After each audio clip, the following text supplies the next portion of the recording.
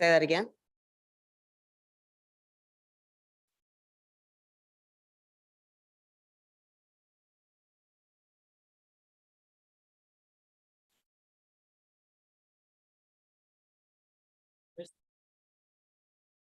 Testing.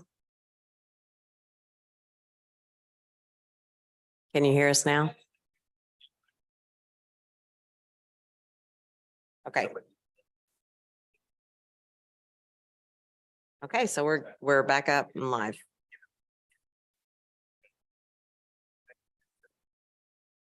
There is.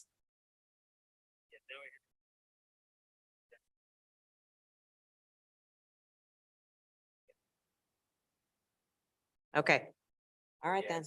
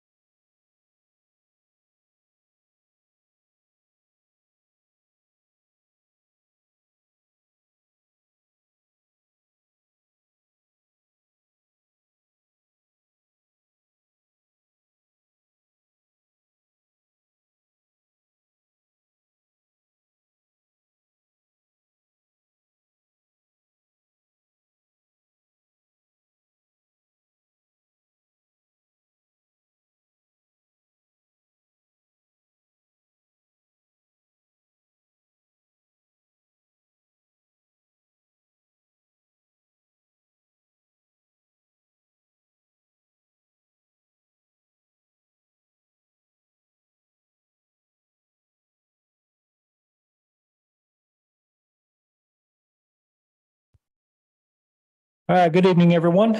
This is the Plan and Zoning Commission Board. We're going to do a call to order at this point. I want to remind those in the audience to address the Plan and Zoning Commission regarding any agenda item.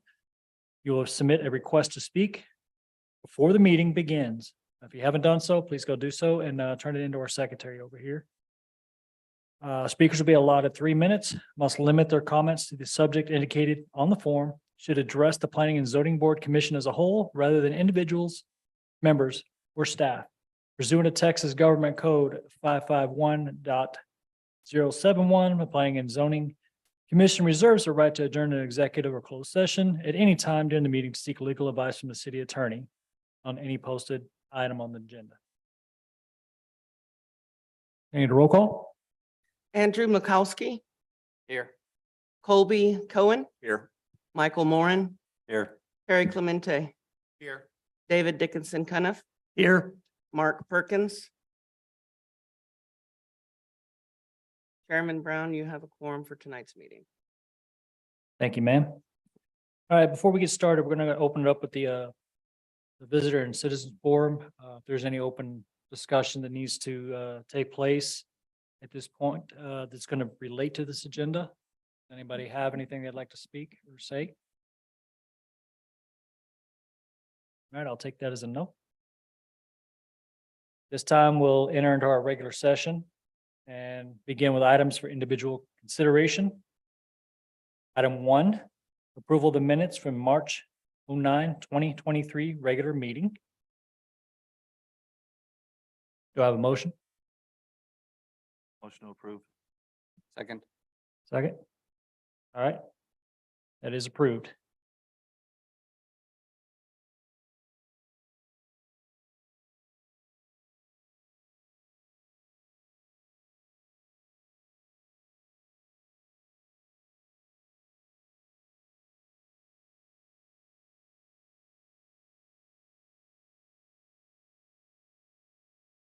All right. Item A is PZ case 23-02. Consider approval of a preliminary plat for the tracks 1 D as in Delta, 10, 10 A as in Alpha, 10 B as in Bravo, 10 Bravo 01, 10 C as in Charlie, 10 C as in Charlie 01, 10 D as in Delta, 10 E as in Echo of the Russell Jesse Survey Abstract 1361 located at 1220 Mansfield Cardinal Road, Kennedale, Texas. Staff, it's yours.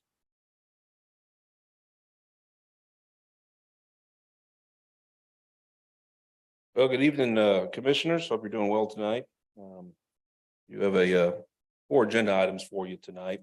I do want to remind the commission, each one of these agenda items are for a public hearing. And so following the staff presentation, if you'll just be sure to open up a public hearing, document that time, and then close that public hearing. So we have that reflected in the minutes. But regarding this first agenda item, it's been submitted to you for consideration, a recommendation to City Council for a preliminary plat. So the property, as you described, is currently zoned R4 single family. This development will create 11 new lots, 10 of which will serve as a single family residences, with the remaining to serve as an on-site detention pond. This development also includes the addition of a new 50-foot right-of-way cul-de-sac known as Eden Court, providing access for the new residential lots. Staff has reviewed the preliminary plat and determines that it complies with the requirements of the city. So based on the review of our comprehensive plan, our future land use plan, staff has found this development to be consistent with those adopted plans, recommends approval, and happy to answer any questions you may have specific to this agenda item. Approximately what size will the lots be? I don't have all this information in front of me. Things got a little. So it's as R4, what we have today, which is a 50-foot lot by, I believe, 100 feet. There'll be 10 of those, and 11 is a larger lot that again will serve as a detention.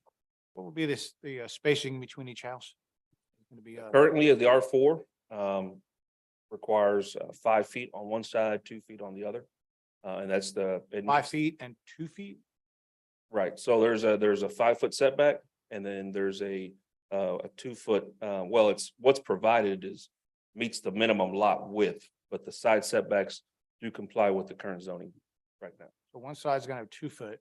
I was gonna be a, That's what's the minimum is listed under the, yeah, so what are they proposing? so, let's look.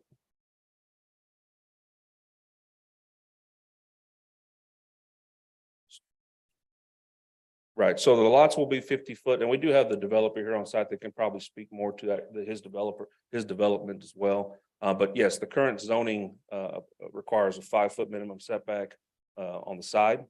And then there's a provision in there that says 2, that's current zoning. But again, tonight, we'll be discussing that in detail, not specific to this development, but any other future developments.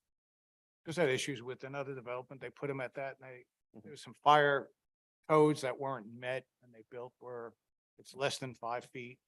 The house next door can't have soffit vents because it's too close, and this one development went all through, but I was just wondering, if you've got 2 foot or 3 foot, how they have to comply with building the houses. Well, that's what the setback is. That's not necessarily what's being provided. So how they cite the building on the lot will be something that we'll look at it during plan review. Certainly, if they're within the required fire separation distance and they don't meet that, that wall will have to be rated. I believe the development you're referring to is not an R4 zone property. There's one here in town where has very minimal elbow room between the lots, and that would be a neighborhood village. So slightly different, and those requirements are different, but this particular development does meet the current zoning district for R4. So by approving and- this, how far does it go before it has to go back in front of us or the council when they start actually putting the houses, designing the houses or getting that all planned out? It's a great question, sir. So right now it's just the recommendation for approval for the preliminary plat. Following that, we get into site development, which is the engineering design of the final engineering design of the development, and then we go to final plat before council or P and Z and council as well. Oh, it doesn't just get rubber stamped and go right through like. I believe, well, let me rephrase that. I believe when we get to final plat, it does have to go to council for approval of that. But following this, there is some time period in between preliminary plat.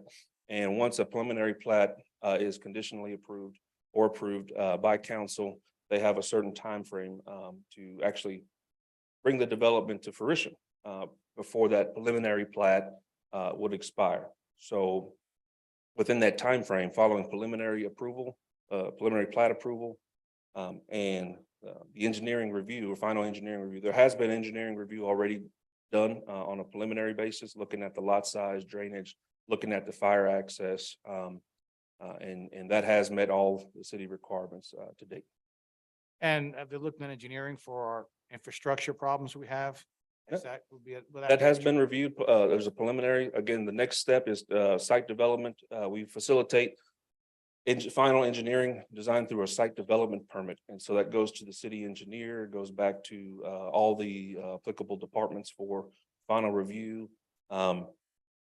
The stations, the final grading, drainage numbers, all that gets pinned down during that particular process. So by the time it gets to final plat, there hasn't been any other kinks that haven't been worked out already in the engineering design.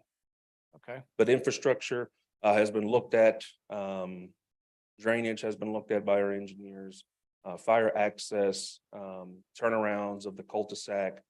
So make sure that fire can service these lots. There's a cul-de-sac, so it's got to meet a certain distance, certain radius, so that the trucks can kind of turn around. That has been looked at already by staff. okay, thanks. Did the developer submit any kind of did the developer submit any kind of a elevation plan to show that these are front entry, rear entry, courtyard homes? Because from the looks of this, looks like there's no I guess, rear access to these driveways.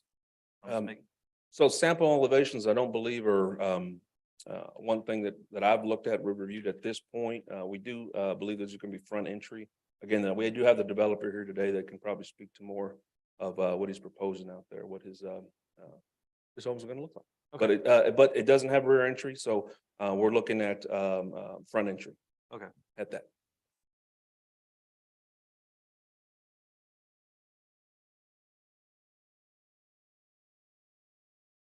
And so this isn't a planned development, right? This is just the lot layout. This is strict R4. Okay. So no plan development. It as is it meets the current zoning for Okay. R4. And so these houses can be individually designed then, because there's not gonna be any sort of overarching design standards because it's not a planned development. That's a good question. Yes, if they wanted to have individual characteristics of the homes, certainly. They're, again, the cities can no longer regulate the building materials, so masonry requirements, siding, things of that nature. We can no longer regulate how that goes, but on a planned development, that's a whole different deal. If there's a development agreement, so the developer and the builder can contractually engage in those discussions about what the developer and the builder, or what the developer is going to accept for his development. So that they can regulate that amongst themselves, but cities, we can't regulate, minimum masonry requirements or siding or anything like that, no longer. And so I know I guess it was 2 P and Zs ago, we had a discussion about halting development due to storm water capacity. And it's the surge capacity that we were talking about over there. So with this one, it has detention ponds that allow any sort of runoff from impervious surfaces to be collected and not enter and impact the storm surge capacity. That's correct. So they have to provide on-site detention so that they don't exceed pre-existing or pre-development levels. So as the lot drains right now, whatever those runoff numbers are, that's the standard that they have to meet for pre-detention or for detention. So they have to detain on site. So that's why one of their lots, they're utilizing to provide for that on-site detention. Thank you. Yep.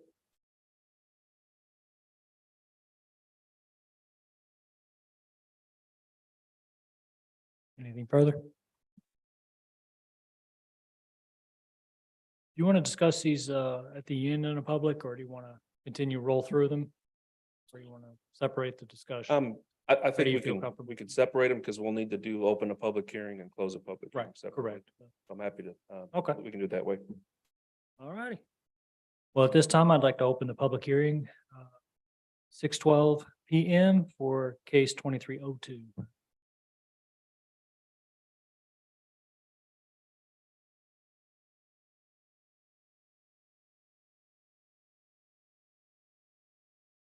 All right, we'll go ahead and close it back up, same time, 6:12.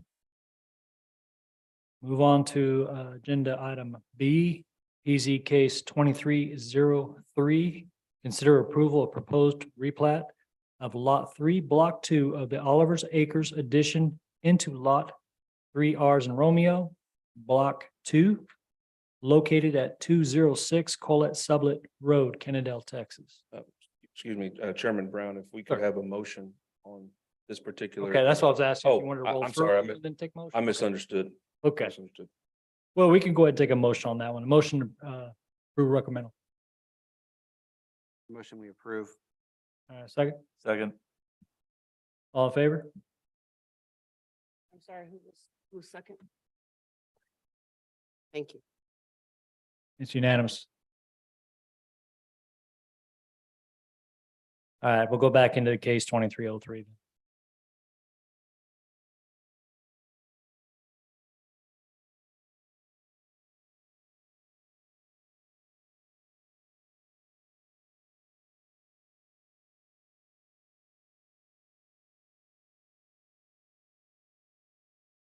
Oh, excuse me. Okay, so this next agenda item for you is a replat. It's a replat of an existing lot, 2 lots here.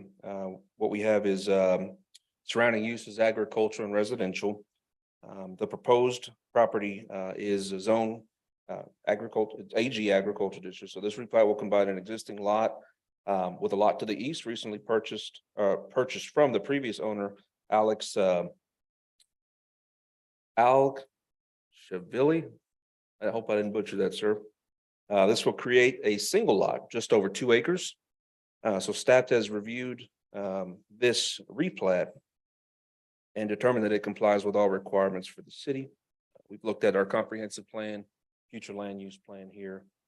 Again, this is just, it's a replat of 2 lots into 1 2-acre lot. And so we recommend approval, and happy to answer any questions you may have on this particular agenda item.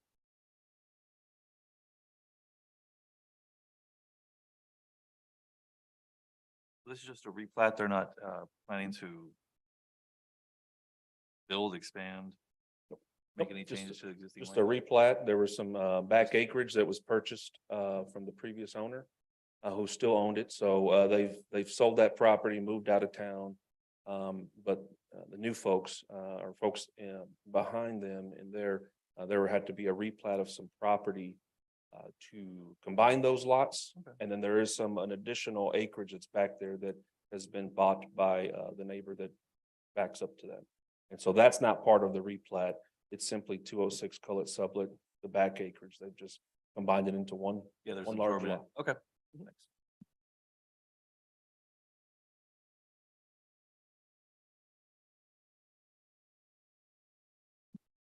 All right, we'll go ahead and open this one up for discussion, public at 6:15.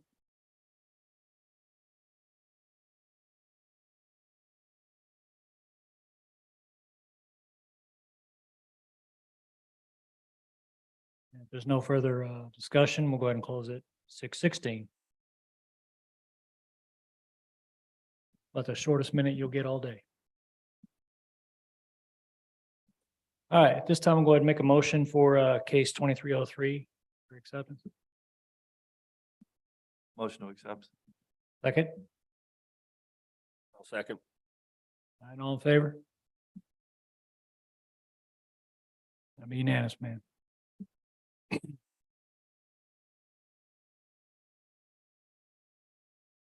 All right, item C, PZ case 2304. Consider approval of proposed replat of lot 11, block A of the Bose subdivision into lots 11R-2, 11R-1, block A, located at 608 Mansfield Cardinal Road, Kennedale, Texas. Staff?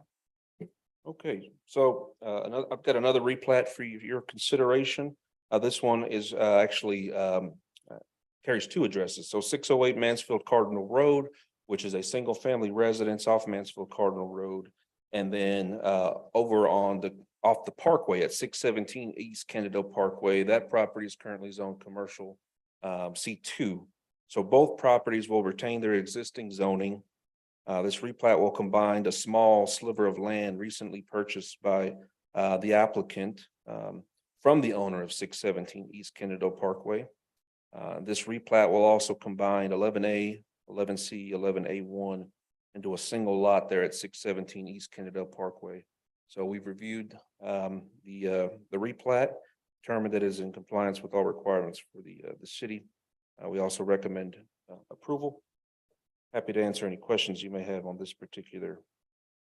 Is that agenda the item. plot that the glass company bought a while back and came to us and was not gonna go that far back because it was gonna bring commercial business onto Mansfield Cardinal Road, and then they brought it back and bought another piece of land, or is this No, totally different? so if you're familiar with there's an ambulance manufacturer, repair outfit out there. There's a lot that's adjacent to it.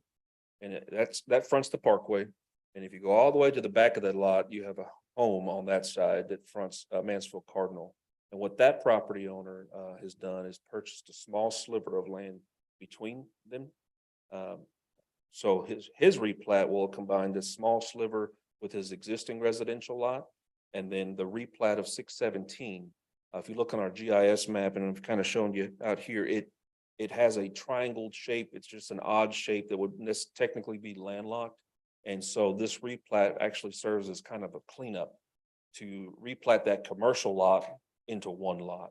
And so that's all this is. So there's almost like a 2-for-1. So the single family owner, the residents behind purchased a small land from the commercial just to extend their property line over. And then this replat's also serving as cleanup for the puzzle of lots that encompass that or make up that commercial property right now.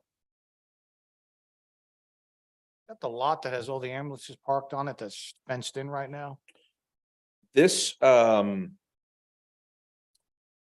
would say yes. I think that's the right, because there's an existing home there. Now there's a fence around that home, but it's not actually a home. It's an office for a business, but the property fence seems like it's surrounding that, but the lot it sits on is actually much larger.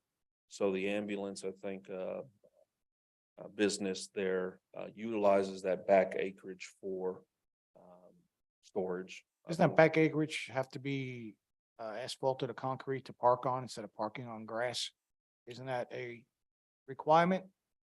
So Will that happen? Will they be paving that or concreting it or? have to look at what's existing out there. I don't know if they have any plans to do that. Our UDC speaks to parking needs to be on a paved surface, whether that's concrete or asphalt or dust-free gravel. I don't know what dust-free gravel is, but that's an option. Oh, wow. So Okay. somebody wrote that in there, but it's usually properties that are over a certain acreage. And this one would certainly meet that requirement. Now, I haven't been back there. The aerial that we looked at is probably taken, whenever last time Google sent a satellite out there. So it's probably not showing today's activity out there. But that could be something that could be discussed with that property owner on that side. But again, this agenda item is just specific to the lot layouts, kind of doing cleanup and getting it all on one lot, and then also extending the property of the resident behind. And who would see that the UDC code is met later on? Where does that come into effect? Well, Because, they seem to be so critical on that. you like the movie Tombstone? You what? You ever seen the movie Tombstone? No. No, Kurt Russell, Val Kilmer. I'm your Huckleberry, right? That's a saying out of there. So that would be me. Gotta make sure that everything's being followed.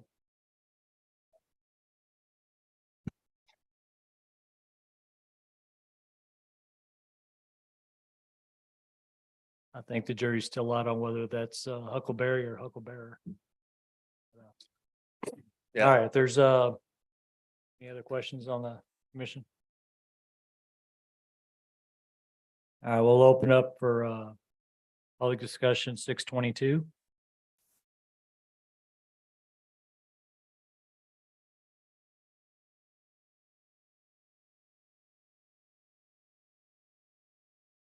We'll go ahead and close it at 622 as well. And this time I'll take a motion of approval. Motion to approve. Second. All in favor? Unanimous.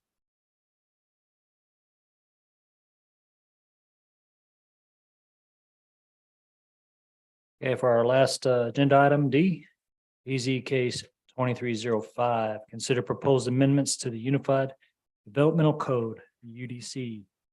The purpose of this public hearing is to consider revising the developmental regulations applicable to the R4 Single Family Residential Multi or MF Multi-Family Residential TH Townhome NB Neighborhood Village and UB Urban Village zoning districts and the approval processes for developments.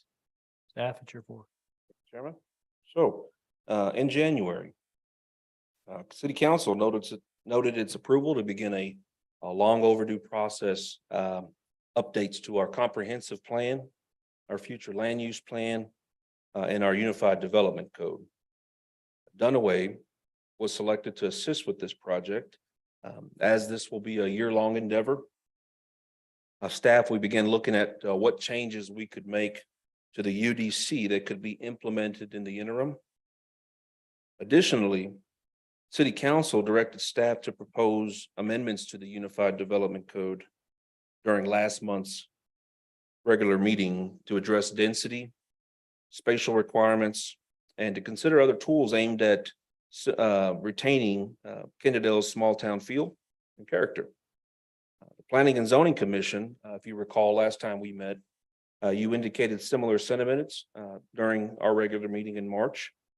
So just, I want to provide a quick overview of what the staff report or what these UDC amendments entail. And then what I'll do is I'll break down each one individually and answer any questions.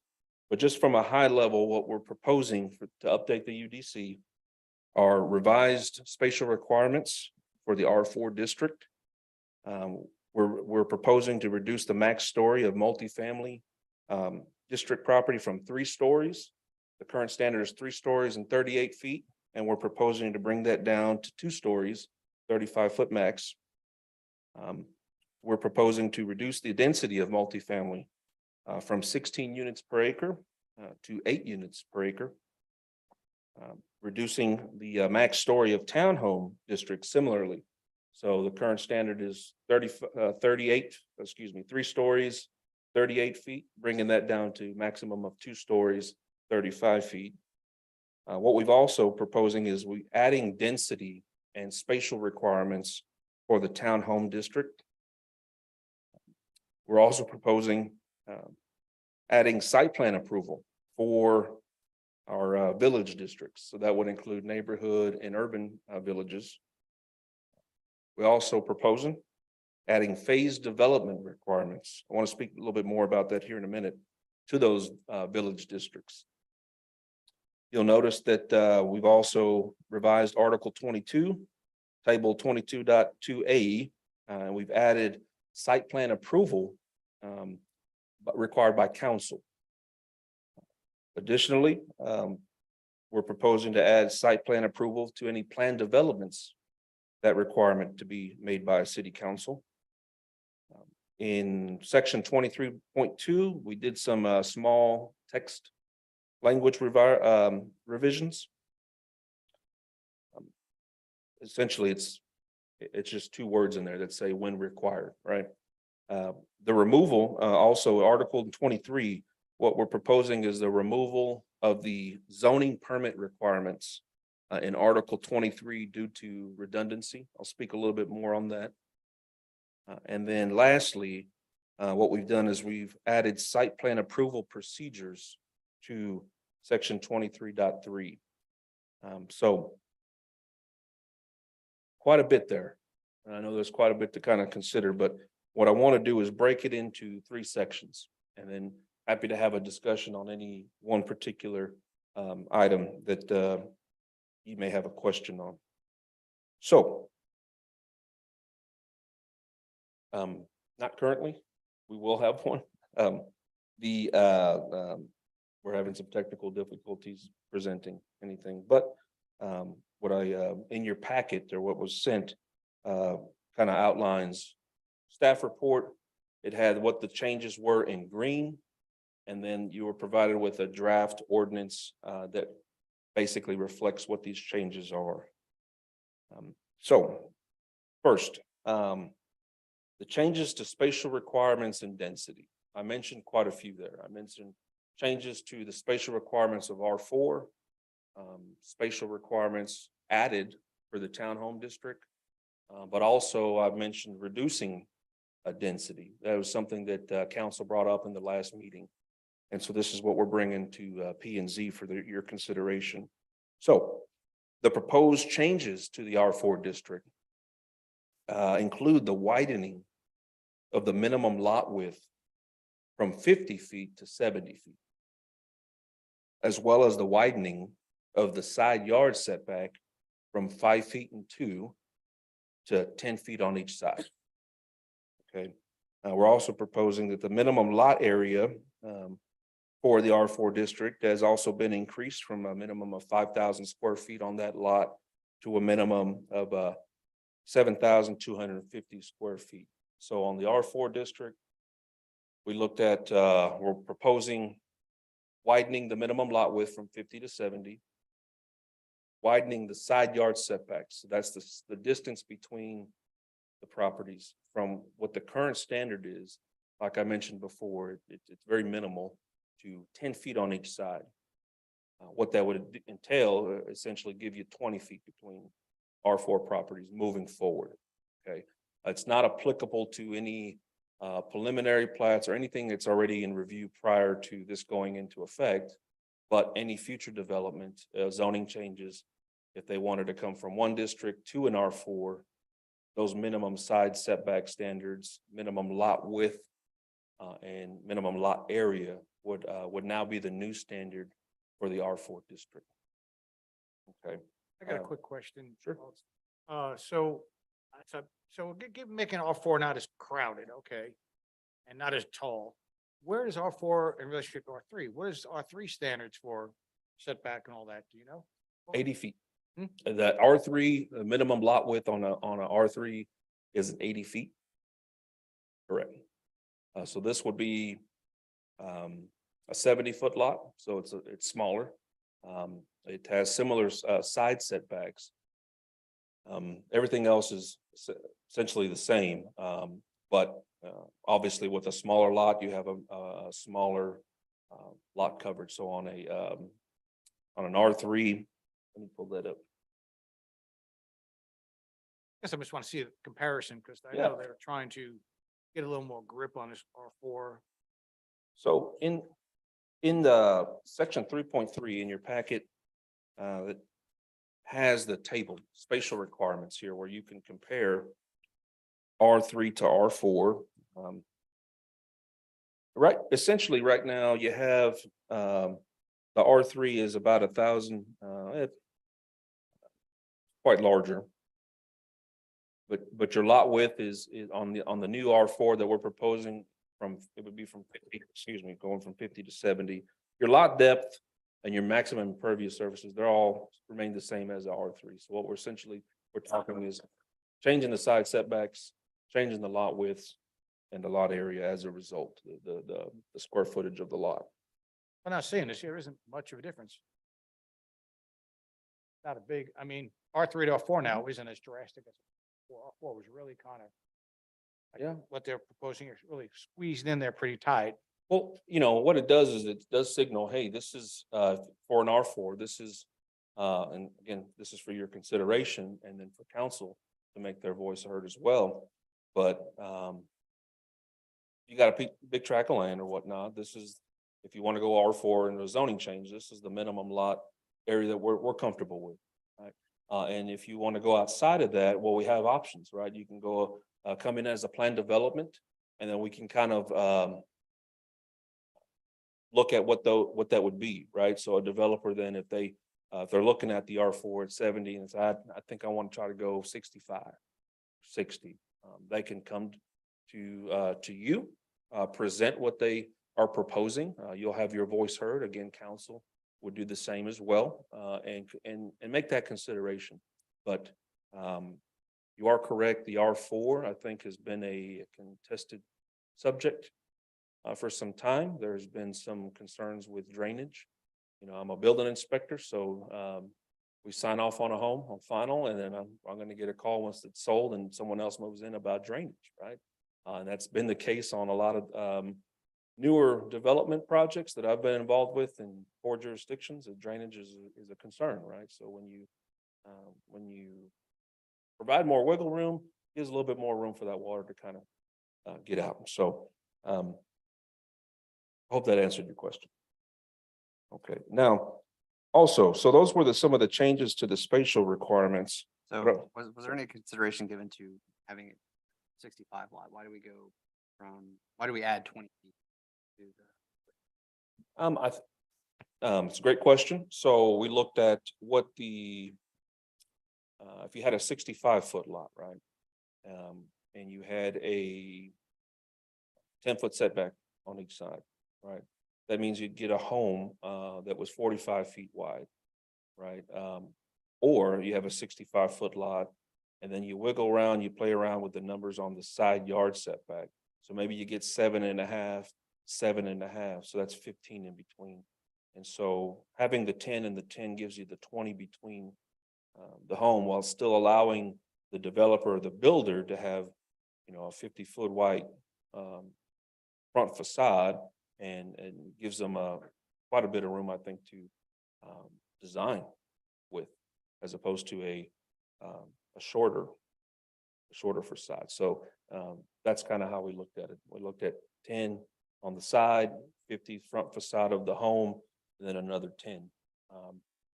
So that was the reason we went with 70. And we also we increased the back minimum lot depth, right? Increased on R4. I don't want to lie to you. I've got it From 80 proposed to here. 100. I've got it proposed here at a minimum lot depth at 100. And that's the same lot depth as an R3 right now. So I kind of wanted to keep that. And we're going up from 80, right? I'm sorry. I'm saying we're going up from 80, like R4 was, R4 was 50 by 100, and we're going to go to 70. I thought it was by 50 100. by 80. And now we're going to 100. I believe it was,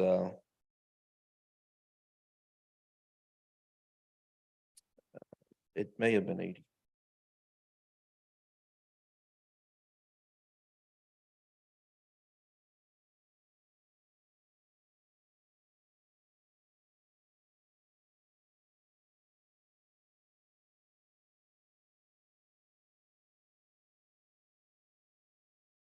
On my copy that I've got here, I'm working with what we're proposing as opposed to what was there before. That was on my. So to confirm, well, what I've got here was on the annotated version of the UDC, which is the most recent copy I've got. It was a 50-foot wide by 100 depth on here. So we're keeping the lot depth the same. Thank you for asking.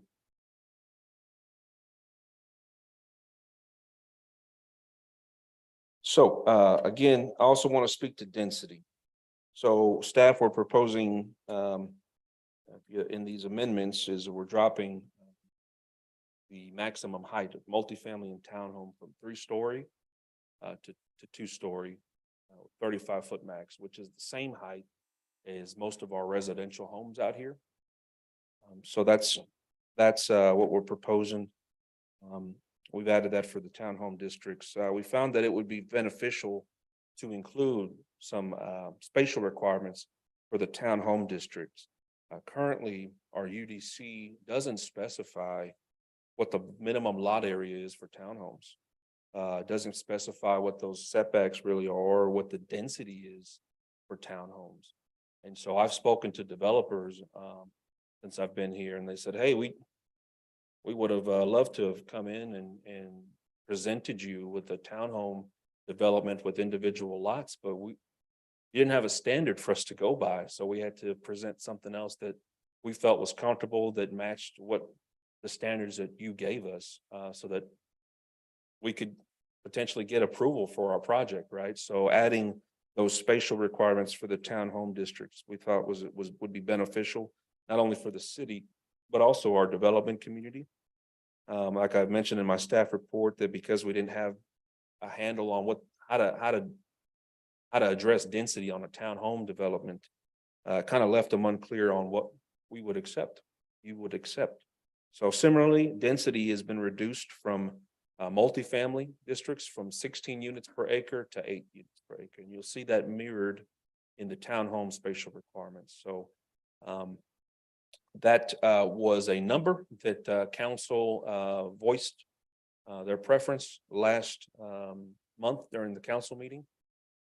So we're proposing that 8 units per acre.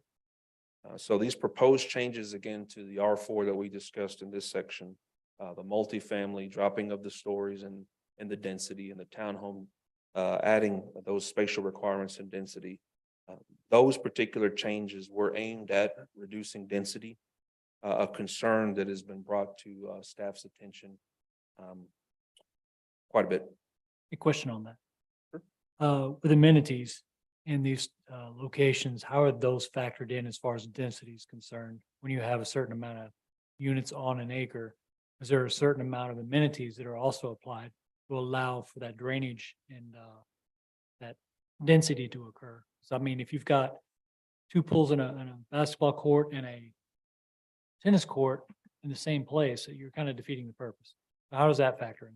So they usually try to look at the developable area that's more cost effective to put the actual units in. And then the areas that maybe are floodplain or elevation changes or open green space, try to utilize those areas that where they couldn't get maybe they'd get a funky shaped lot and they take their development and they start carving it up to bring in townhome developments or multifamily developments. They got an odd shaped thing that just isn't. And that's usually the areas that they utilize for amenities, so basketball, jungle gyms, trails. You know, they'll utilize, they have to put a detention pond in. They'll utilize that area for the trails. The zoning spatial requirements don't really speak to the amenities per se, but we do have landscape requirements. Certainly on a planned development proposal, if a developer were to come up with planned development, that'd be something that I think we would have that conversation about. You know, what kind of amenities are you bringing? You know, if you recall last month, commissioners, you mentioned, you spoke a lot about that. Parks and things of that nature. I hope that answered your question, but this particular is just the spatial requirement. I just want to make sure you have the tools to have those discussions if needed, if they come up. They're not used to cause a further pain. Yeah. I'm always open to more tools, would welcome more tools. And I think that's a great conversation to include when we look at our full comprehensive update to the Unified Development Code that Dunaway is going to assist with us. These right here were kind of things concerns that were brought up, and how can we address that before we get to work on the full spectrum? What can we implement in the interim? And so these were the high points that were brought to staff's attention.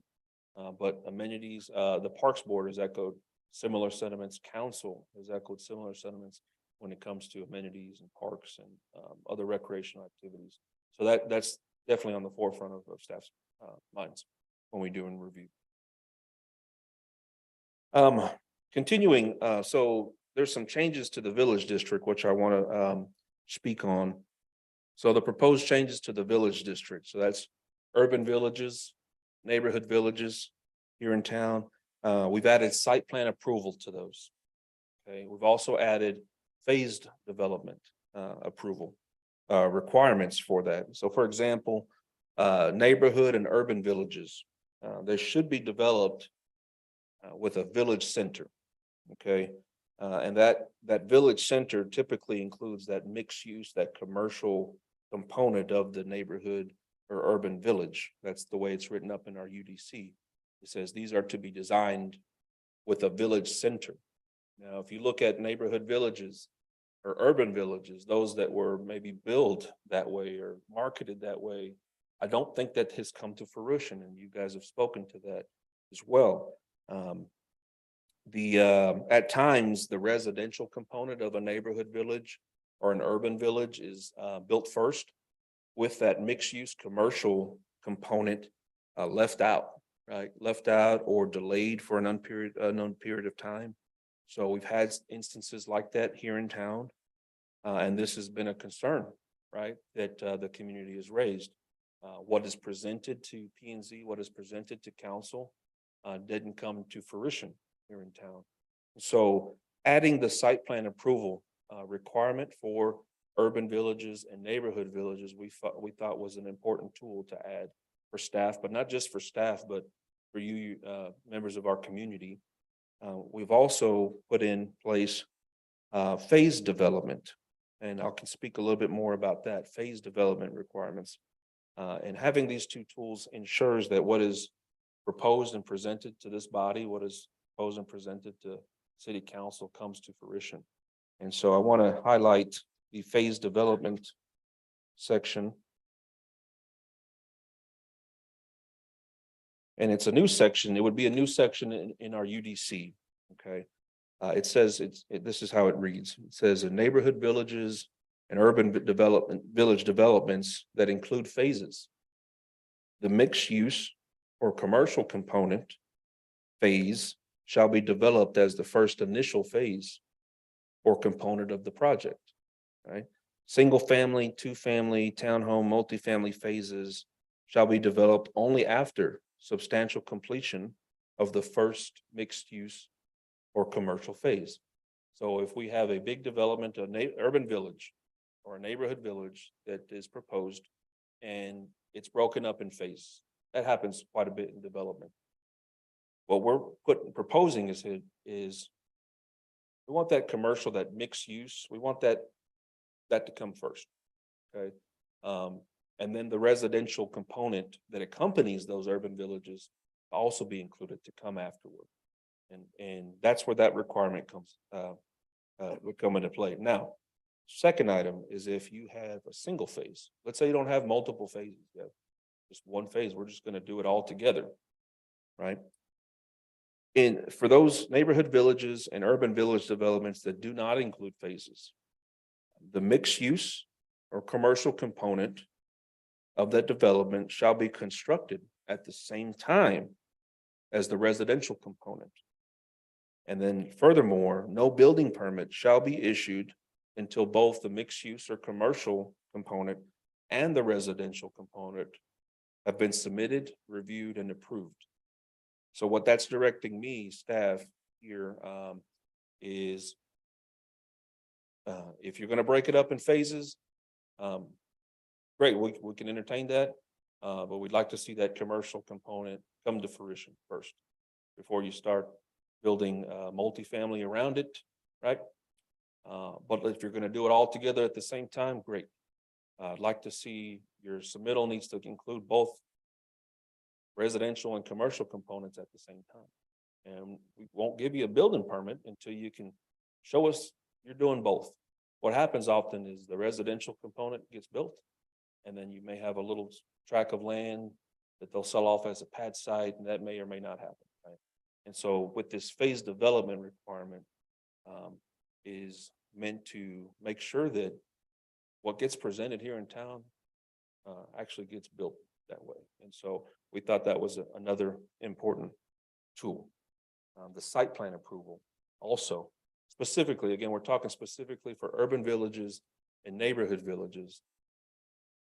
Site plan approval would be required under this section, meaning they've got to come to P&Z.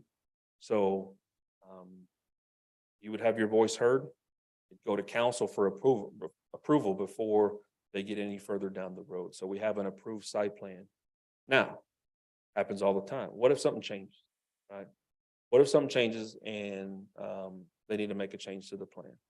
Can they just do that without somebody in my chair just saying, okay, yeah, go ahead with it, right? That's fine. No, the site plan approval also requires that any changes to that site plan have to come back before this body and city council. So those changes were specific in the urban village and neighborhood village, but furthermore, we've added that whole site plan approval citywide, right, for developments coming in. And there's a threshold. There's a threshold on if you're just doing a residential home or a duplex on an infill lot. Obviously, that would need a site plan approval, some process like that. But if we have a big residential development coming in, they need to obtain site plan approval from P&Z and council. If we had a commercial development come in, it would be the same thing. They would obtain site plan approval. And that is a very common practice in other jurisdictions. I field a lot of phone calls from developers saying, hey, we're looking, do you have a site plan approval process? Because they want to know their order of steps. They want to know, they want to get their ducks in a row. And right now is, well, we do have a site plan approval, a site plan that is required in the UDC, but who approves that, right? In the UDC right now, it's staff. So it's folks that have been in my chair, said, yep, you meet the zoning, you can move forward. And since I've been sitting in that chair, I've just learned that that's probably not the best way to facilitate development here in town. That's how it. So one of the changes. One of the changes that you'll notice also in the staff report is those decision-making powers, right? So table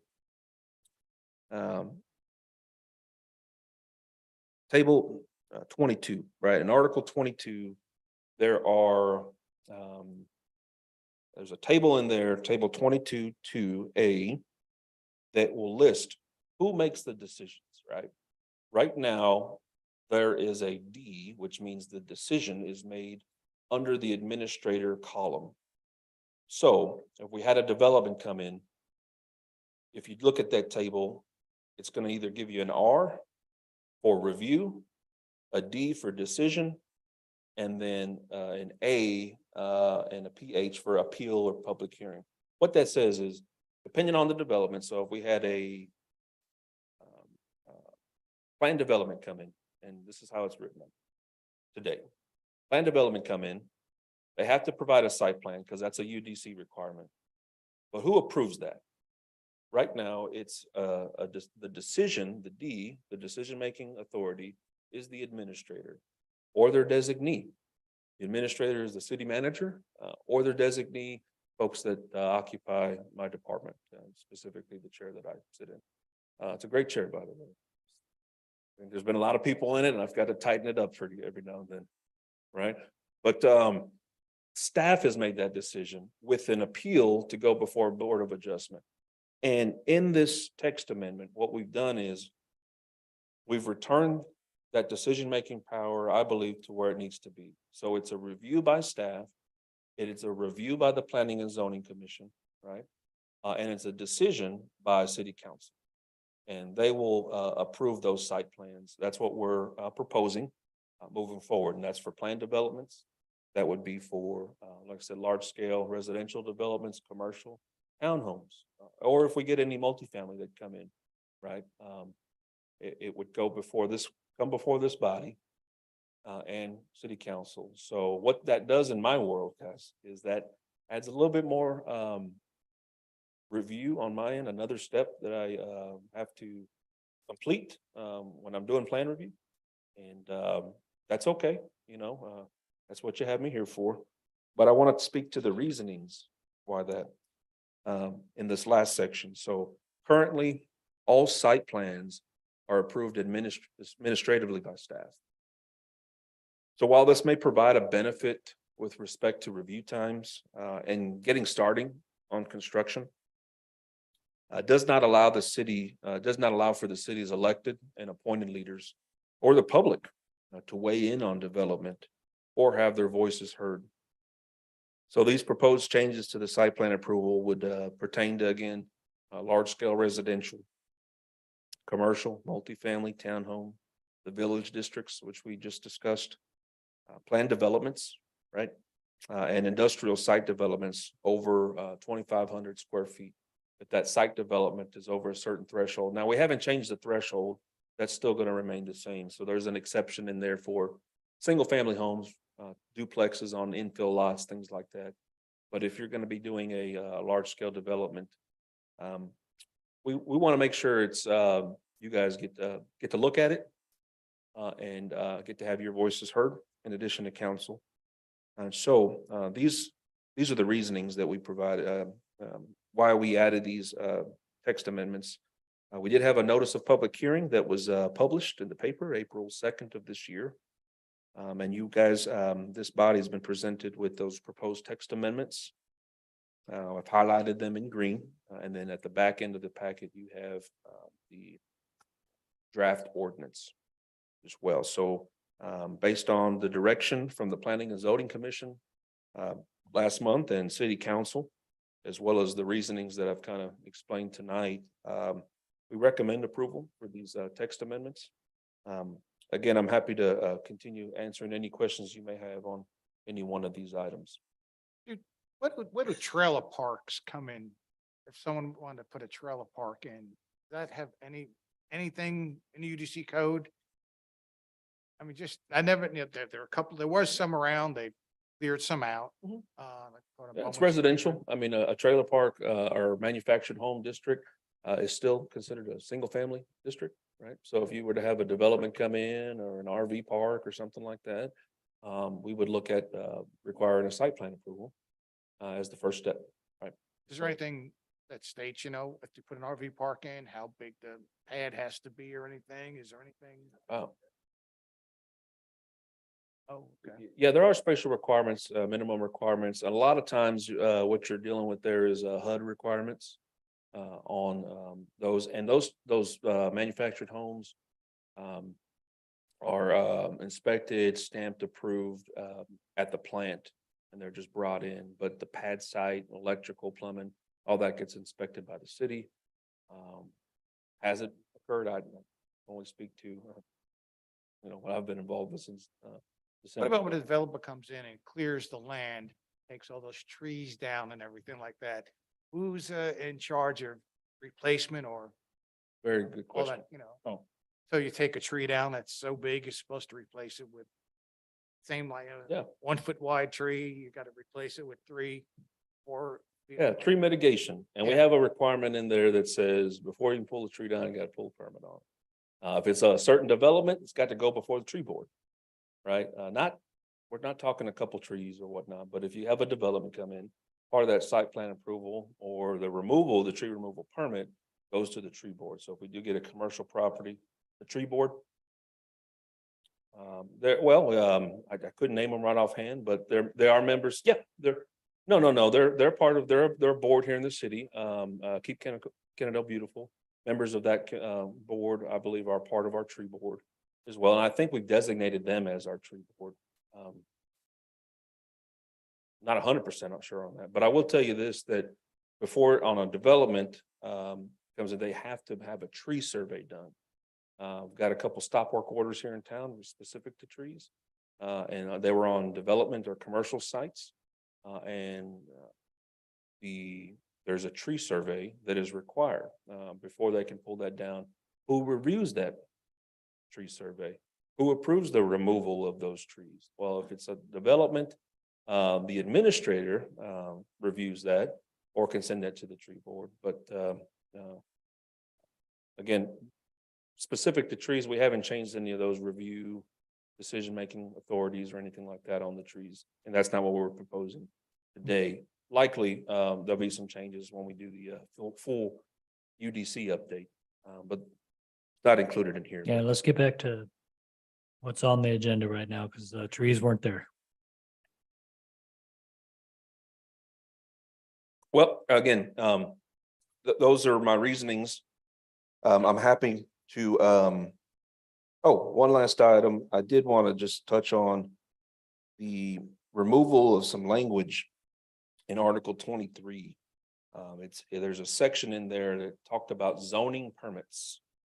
And for every building permit, there should have been a zoning permit issued that said they were in compliance with zoning. And to date, I have yet to find a zoning permit. It's part of in my world, we do a zoning compliance review as part of a building permit regardless. But the UDC directs me to issue a zoning permit specific saying it is in compliance. So that's another permit. It separates it as an independent review. And I found it extremely redundant. So because that's part of the review when we do a building permit, site plan approval, those types of things. So my proposal is essentially striking that section to require zoning permits. So I did want to just mention that, but happy to answer any other questions you may have on these proposed text amendments. So I got a question going back to, our R3, R4 requirements. So one of the complaints, or one of the things that people typically complain about is, these developments are going to make my property taxes. And when we talk about developments, part of what the price of the home is dependent upon is the size of the lot, and then also the amount of home that is put on that lot. Right, so by us increasing the size of our R4, we are substantially increasing the buildable footprint that if a builder decides to max out, they can, okay, now we've got 70 feet, we got to go in 10 feet on either side, so we've got 50 feet this way. Now we've got 100 feet, then we've got 20 feet minimum setback in the front, 15 in the back. That gives you another 65. So just doing the math on that, we're looking at just a minimum square footage of like 3,700 for a single for a one-story home. If they built, Yeah, if they Restrictions max and out their restrictions. buildable areas, which, so, but then we have the potential for a two-story, or actually a 2.5-story. I don't know what the half-story would consist of. But so we're looking at substantially increasing the square footage of the homes that are going to be going into Kennedale, which will impact the value of homes all over Kennedale, which will result in taxes being increased because we've gone so much larger with the R4. it's a good question, and I see your point. I live in Eastern Parker County. I'm in the Aledo School District. We can talk about Texas. You know, if you want, but, so what we're talking about is if we have minimum square foot requirements for homes, right? If they wanted to build a single family home, well, we cap them on what the minimum is. The building code also speaks to that minimum areas, right? Which is, I think it's 1,250 square feet. Small, very small. On an R4 lot, they are trying to maximize building on those lots. I would say that, so you end up with close quarters in that neighborhood. I don't, while I understand your point, I would think on a wider lot, the cost that's driving construction in homes is still being dependent upon the market. So if it, you know, and what they can sell it at. And so they have to take that into account. And by changing the lot widths and side setbacks, what we're just simply doing is ensuring that we have adequate distance, I think, between the homes. But if a developer decided, you know, there's a couple developments here in town that I've driven by, and they're large 2-story homes, probably pushing 4,000 square feet on R2, R3 lots, you know, a much wider lot. So I definitely get your point. But unfortunately, I can't speak to the overall impacts that would occur. The reasonings behind this is to address density in some of those single family developments where you have close quarters, where drainage is an issue.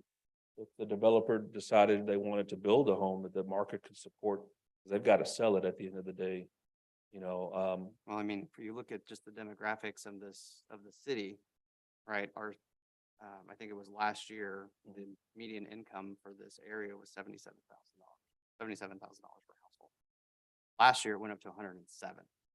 Right, so there is potentially someone that could buy within here that they would be willing to buy a 6,000 square foot home, which is what by doing R4 this big is what we're going to authorize. Well, but again, it also signals that they could also come in as a planned development. They wanted a different lot size to support what their metrics show and what they're comfortable building.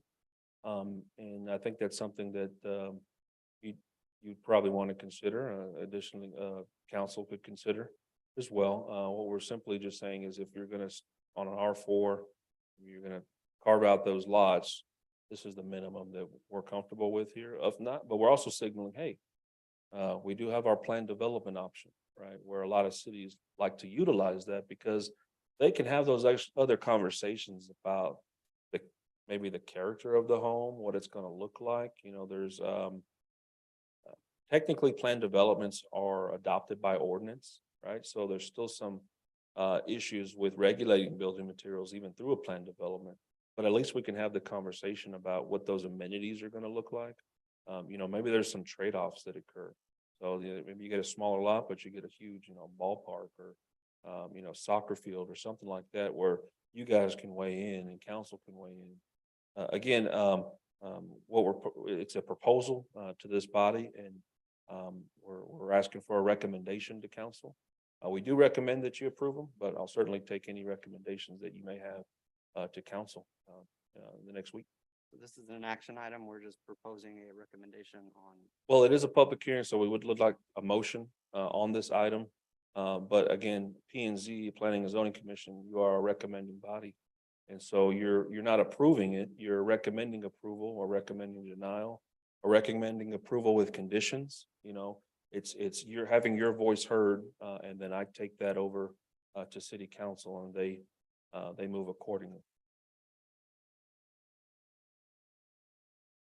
I think having bigger lots and bigger houses keeps the value of other people's houses up. Yeah, you're always gonna pay taxes wherever you go. I'd sooner have nicer houses being built on nice sized lots and cookie cutters that are just devaluing all the other houses around you. That people work hard to keep a certain status and a certain price range and price point. Small developers come in, they jam these houses in, they turn into rental houses. That affects my property value and my taxes will go down. But the value will go down, resale value will go down. So I just say it's a good thing. People would want to keep their value up. I could see your point. Again, it was, at the direction of council, last meeting to, look at, providing, revisions to the R4. They called that out specifically. So this is what we're proposing. Again, certainly take your recommendations, to council. And I welcome them. I really do. So like last month, the whole meeting, the purpose of last month was to get your input on the UDC, the comp plan, future land use plan. And I don't know if you've had that conversation before with staff, but it's a conversation I'm looking to continue the rest of this year. So again, if you have any additional questions, happy to answer. If not, we can, it is a public hearing, so we can open and close that, and then I'd love to see a motion on it. So appreciate your time. Any further questions on commission? All right, time 7:06. We'll go ahead and open up for public hearing at this time. All four of you.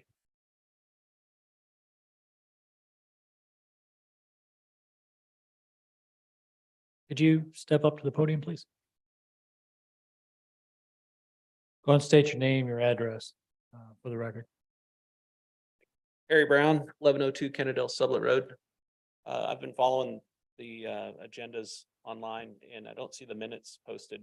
And I work out of town. I was wondering why we can't, or can we get access to the minutes of these meetings? Those are supposed to be matter of record. They do get posted after acceptance. So if you have one in particular you're looking for, I think, there's also a YouTube channel. You can actually watch recordings of these entire meetings for both P and Z and city council. okay, great. Thank you.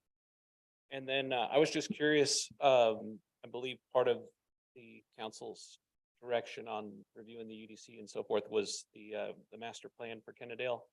Is that any update on that? I know that's not on the agenda tonight, but I was curious how that fits into the timeline. staff, you want to speak to that?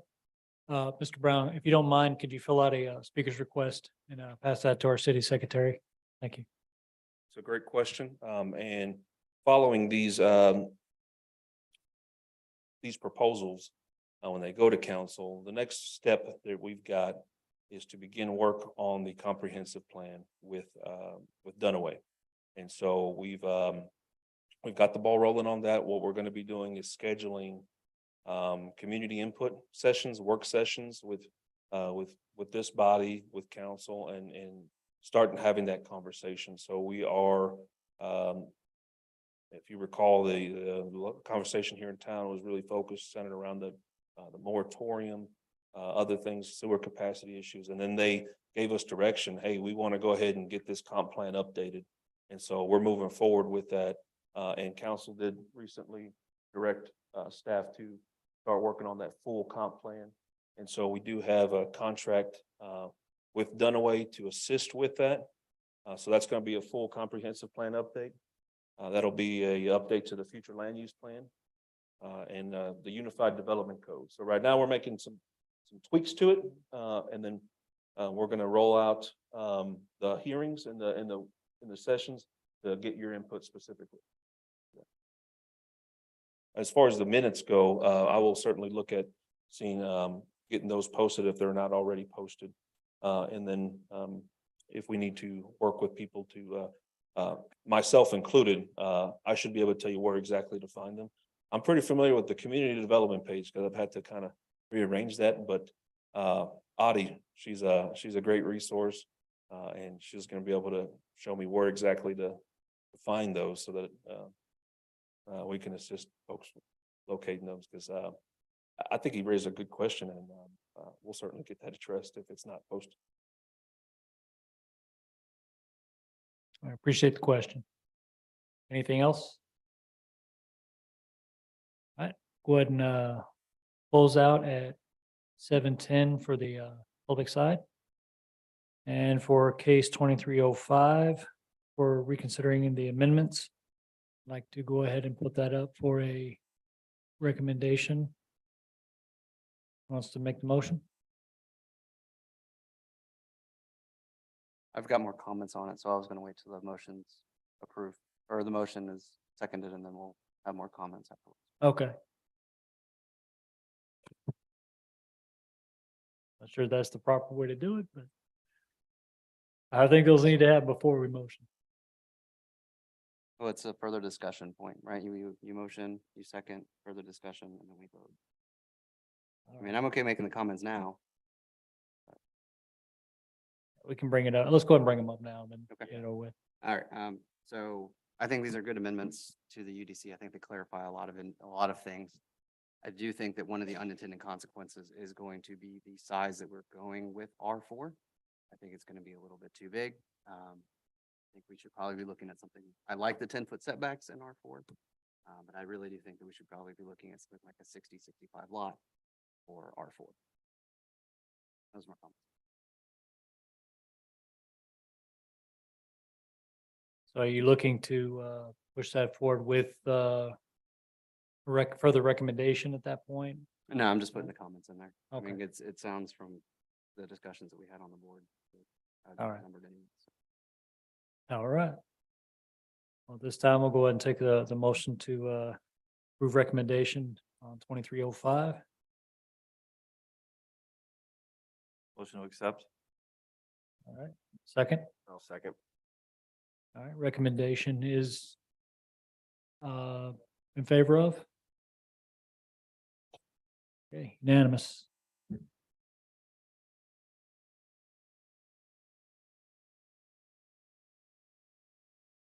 All right, that concludes the business for today. We'll go ahead and adjourn at 7:12. Good Motion, night. We adjourn. Oh, you want motion? Okay, I'll motion it. I want to motion it. Okay, yeah, we'll go ahead and motion for adjournment. How about it? We adjourn. I'll second that. All right, now I want to make a loud one there. Motion, we are adjourned. 7:12.